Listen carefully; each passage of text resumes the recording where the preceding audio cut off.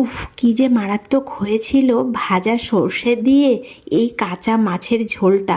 অপূর্ব লেগেছিল খেতে। চলো ঝটপট দেখিয়ে দিই কিভাবে বানিয়েছিলাম।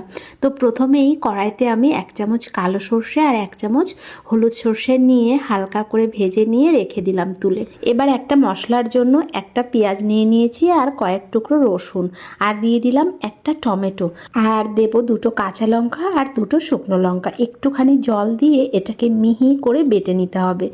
বাটা হয়ে গেছে। এই বাটাটা আমি একটা কড়াইতে নিয়ে নিয়েছি। যে কড়াইতে মাছটা রান্না করব সেই কড়াইতেই নিয়ে নিলাম। এরপর পরিমাণ মতো নুন হলুদ দিয়ে আর একটু ঝালের জন্য 1 চামচ শুকনো লঙ্কার গুঁড়ো দিয়ে দিয়েছি। এরপর মাছের গায়ে সব মশলাগুলো খুব ভালোভাবে মিশিয়ে নেব হাত দিয়ে। এরপর মাছটা যখন মেশানো হয়ে যাবে, একটু ঝোলের জন্য ওই যে মিক্সিতে আমি মশলাটা করেছিলাম মিক্সি ধোয়া জলটা দিয়ে দিলাম। আর এই রান্নাটায় ঝোলটা একটু কমই থাকে, তার জন্য একটু জলটা কমই দিয়েছি। ওই মাছটা একটু সিদ্ধ হওয়া পর্যন্ত ঢাকনা দিয়ে রান্না করে নেব। ততক্ষণে সর্ষেটা গুঁড়ো করে নিলাম। সর্ষেটা মিহি করে আমি শিলে গুঁড়ো করে নিয়েছি। ওই 6-7 মিনিট পর ঢাকনাটা তুলে মাছটা একটু দেখে নিয়েছিলাম যে নিচে লেগে যাচ্ছিল কিনা। ঝোলটা অনেকটা শুকিয়ে এসেছে আর মাছটাও খুব সুন্দরভাবে হয়ে গেছে। এবার যে ভাজা সর্ষেটা গুঁড়ো করে রেখেছিলাম ওপর থেকে ভাজা সর্ষেটা দিয়ে দিলাম।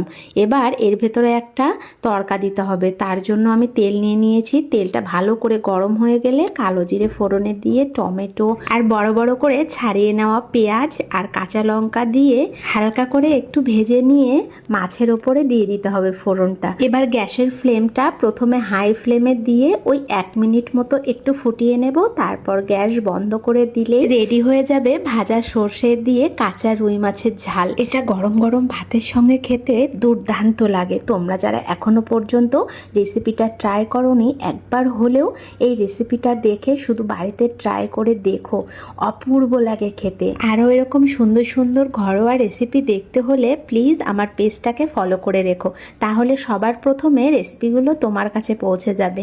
আর রেসিপিটা কেমন লাগলো ছোট্ট কমেন্ট করে জানিয়ে যেও। আর তুমি যদি আমার পেজে নতুন হও তাহলে আমার পেজটাকে ফলো করে রেখো। আর রেসিপিটা কেমন লাগলো জানাতে কিন্তু ভুলো না।